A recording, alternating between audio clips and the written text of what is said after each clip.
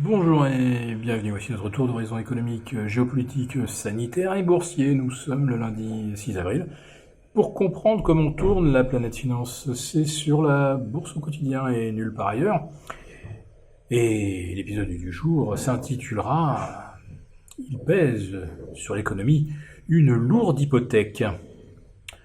Ouais, et là je vais vous parler des vraies hypothèques, celles que détiennent notamment les loueurs de surface commerciale. Aux États-Unis, ils sont quand même pas moins de 2600. Et en date de vendredi, 30% d'entre eux, c'est-à-dire déjà plus de 7500, avaient demandé à leur banquier de faire jouer la clause qui permet d'obtenir des délais de remboursement.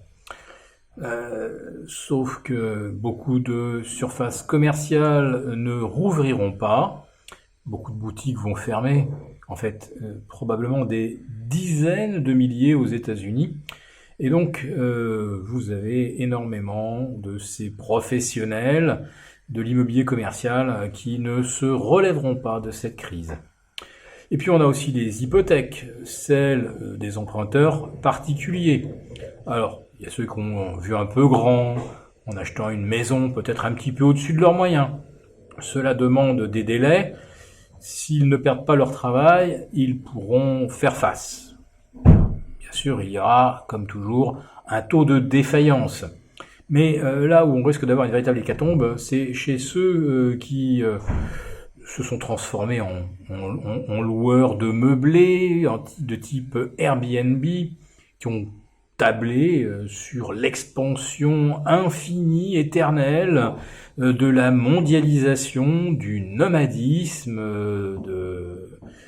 des salariés, et qui vont se retrouver avec des appartements achetés très très cher au cœur des capitales, dans les meilleurs quartiers, puisque ça se louait naturellement très cher. Donc qui ont acheté au sommet de la bulle, en calculant que les loyers qu'ils allaient en tirer allaient être également extrêmement élevés, et là ils vont pas avoir un ralentissement de l'activité, c'est un arrêt complet de l'activité, et on n'est pas près de sitôt de revoir des salariés délocalisés ou faire des voyages d'affaires d'une semaine, 2 semaines, et louer un Airbnb. Là on peut penser que si le monde d'avant va changer, ça sera bien effectivement au niveau de ce fameux nomadisme, des voyages d'affaires, etc. Donc ceux qui ont des hypothèques sur des biens en Airbnb, je pense que ça va secouer. Et d'après les projections que nous avons, donc celle notamment de Wells Fargo, qui est le premier loueur, enfin c'est le premier prêteur à ces loueurs Airbnb aux États-Unis, eh bien le taux de défaut des emprunteurs pourrait dépasser les 8 ou les 10% cette année. C'est un chiffre qui serait donc supérieur au subprime en 2008. Enfin, 2006, 2007 et 2008 naturellement. C'est pas en 2008 que la catastrophe a commencé. On avait déjà beaucoup de défauts dès l'année 2007.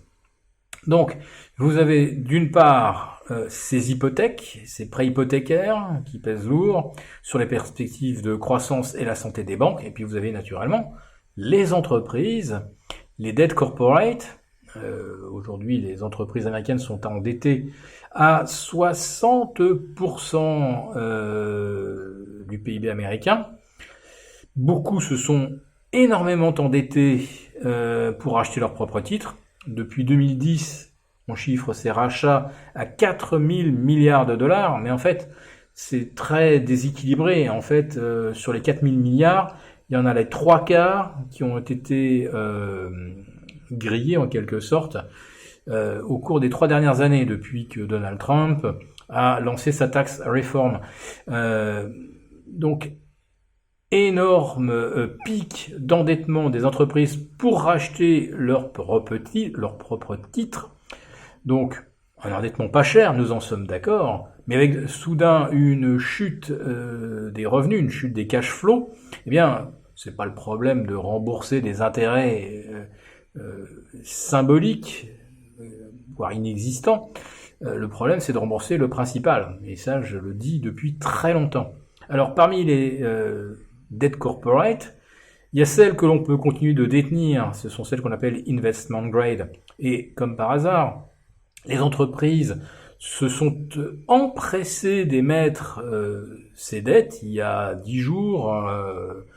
Je crois que c'est 105 milliards émis par des entreprises investment grade, et sur lesquelles tout le monde s'est jeté naturellement, parce que du double A ou du triple A, eh bien on en veut, et c'est surtout les banques centrales qui en veulent quand elles parlent d'un programme de rachat d'actifs. Elles puisent dans ce gisement des doubles et triple A. Donc toutes les entreprises qui ont réussi à émettre en double et triple A, eh bien elles vont pouvoir affronter la crise sans problème. Là où ça se corse, c'est pour celles qui sont déjà notées A-, triple B, où là il n'y a carrément pas de marge de manœuvre. S'ils sont dégradés d'un cran à double B, eh bien, toutes ces dettes basculent en catégorie dite spéculative, enfin non, d'abord high yield, mais ensuite et très rapidement spéculative. Et là, c'est plus de 50% du gisement des dettes qui aujourd'hui sont dans cette catégorie des triple B à triple B-. Et selon les estimations des diverses banques créancières, eh bien, on pourrait assister à un basculement de 10 au minimum à 20% de cet encours des dettes triple B en catégorie high yield, ce qui bouleverserait complètement les portefeuilles des assureurs, qui seraient obligés bien sûr de se débarrasser de dettes dont la notation ne correspond plus alors à la définition de leur politique d'investissement. Et à qui vendraient-ils ? Dans un contexte où tout le monde se mettrait à vendre au même moment, et souvent des papiers complètement illiquides, parce que on a eu une course au rendement avec le fameux TINA, une course au rendement, donc on achetait n'importe quel papier pourvu qu'il offre un coupon. Le problème, c'est qu'il y a beaucoup d'émissions qui sont des petites émissions qui sont absolument illiquides. Vous ne trouverez pas d'acheteurs, ou alors en faisant un discount de 30 ou 40%.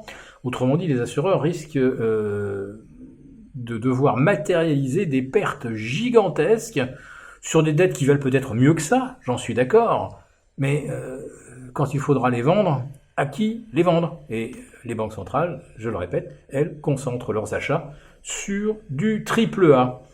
Voilà donc, mais bien oui, de lourdes hypothèques pèsent sur la reprise, et je suis et je reste extrêmement circonspect sur le rebond auquel nous assistons. Alors peut-être un rebond en tasse avec anse dans le meilleur des cas. Pour en savoir plus et connaître nos diagnostics, n'hésitez pas à vous abonner à la lettre confidentielle de Philippe Béchade, co-rédigée avec Gilles Leclerc. Et si cette vidéo vous a plu, n'hésitez pas à nous mettre un pouce.